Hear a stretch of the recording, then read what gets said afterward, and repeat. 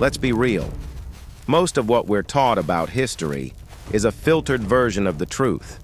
We're told that before the 1800s, Africa was a lost continent.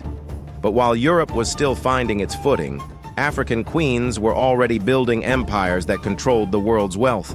They weren't just figureheads. They were military generals, economic masterminds, and the ultimate rebels.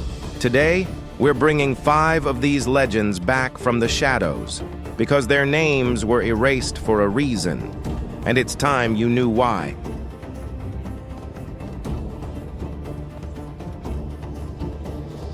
Queen Amanirenas, the destroyer of Rome. First up, Amanirenas, Aman-e-Renas. Imagine the year 40 BCE. The Roman Empire is the most feared force on earth. They just conquered Egypt and thought they could bully the kingdom of Kush next. But Amanirenas had other plans. She led 30,000 soldiers north, crushed 3 Roman forts, and, get this, she literally decapitated a bronze statue of Emperor Augustus. She buried his head under the entrance of her temple, so her people would walk over the emperor's face every single day. Even after losing an eye in battle, she didn't stop. She fought Rome for 5 years, until they finally gave up. Rome didn't win.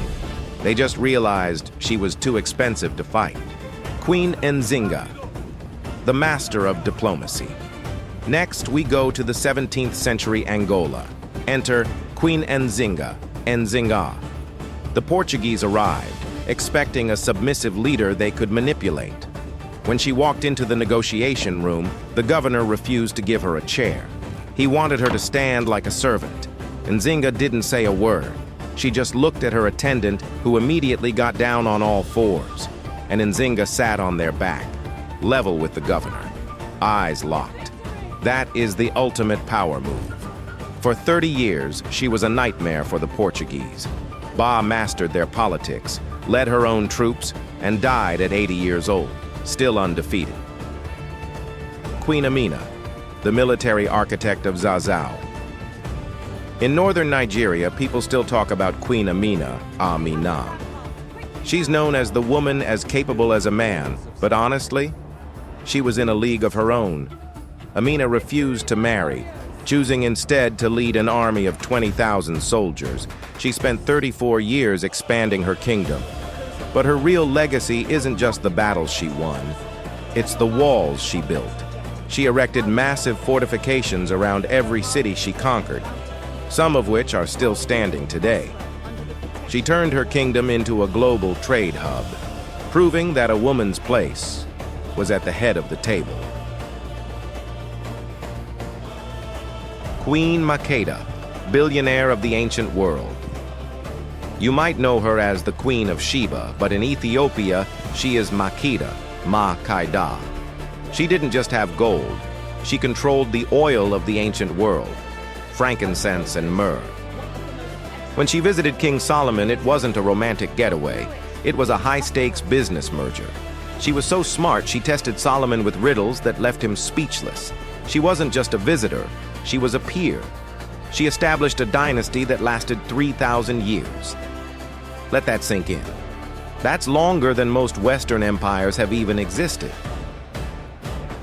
The Kandakes, the goddesses of war.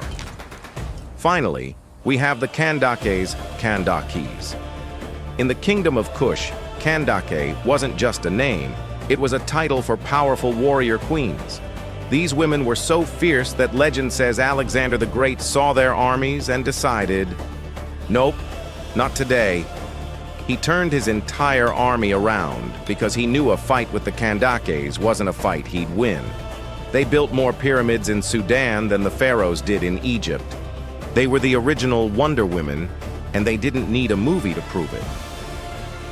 So, why don't we hear these stories in school? Because history is written by the victors, and for centuries the world wanted us to believe that Africa had no history.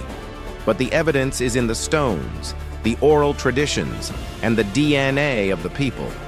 These queens weren't the exception, they were the standard.